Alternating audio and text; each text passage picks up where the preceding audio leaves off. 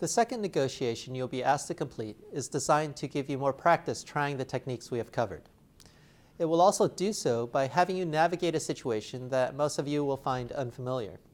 In this case, one of you will be asked to take the role of a representative of a large petroleum refining company called Texoil, while the other will be asked to play the role of a gas station owner.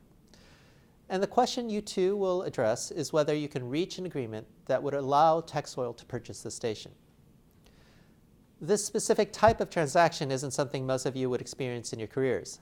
However, it is an example of something most of you ultimately will or have experienced, namely negotiating the potential sale of a business, home, items, or service. And the same opportunities this case will highlight can often be found in those other contexts as well. My hope is that the choice of this less familiar context for this potential negotiation will actually be helpful in the sense that it will allow us to approach the negotiation with more of a blank slate, and thus feel less confined by how you might have approached more familiar transactions in the past.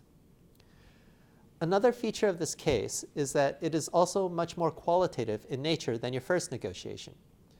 This will require you to work harder to evaluate the situation, give you more room to try different things in the negotiation, and ultimately raise more questions about what you can and cannot do.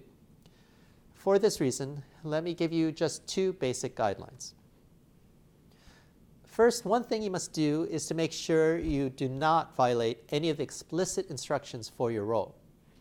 Beyond that, however, you should feel free to do whatever you consider reasonable and that your role instructions do not explicitly prevent you from doing.